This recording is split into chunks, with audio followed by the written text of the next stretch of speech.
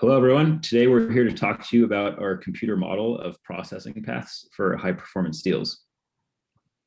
So in an effort to limit global warming, many industries are starting to develop strategies to reduce CO2 emissions.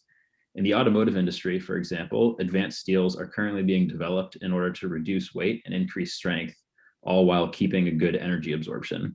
Weight is critical in the automotive industry because lighter vehicles require less energy.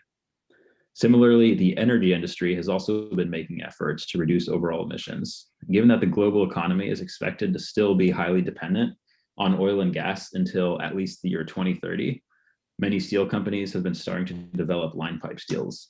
Line pipes are by far the safest and most environmentally friendly way to transport oil and gas compared to railways, trucks, or boats.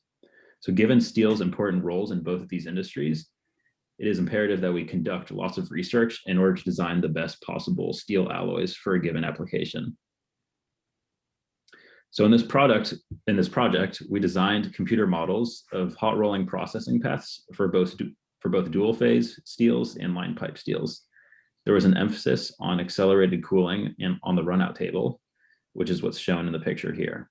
The processing paths we created were based on the dimensions and schematics of the mail-in cooling table given to us by Company B. By doing simulation using HSMM software, we came up with a steel processing model for producing line pipe and dual phase steel, which meet the project requirement as our final design.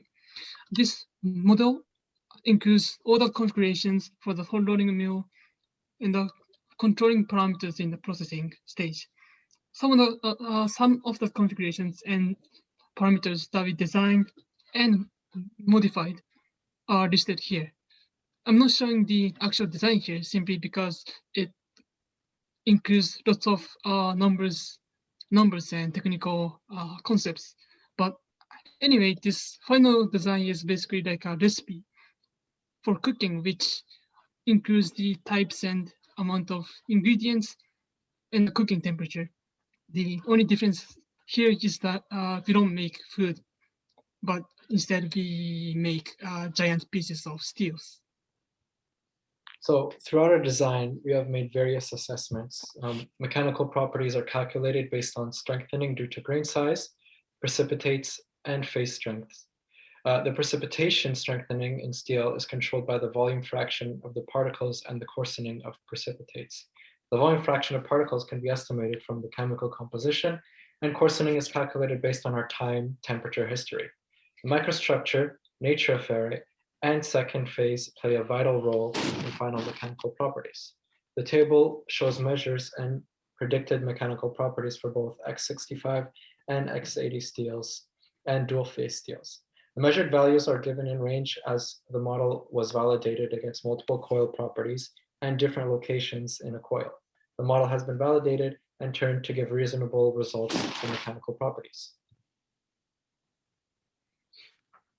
In conclusion, we have provided Company B with optimized processing paths for both line pipe and dual phase steels. Our design will help the company produce the highest performance steels with their given mill configuration.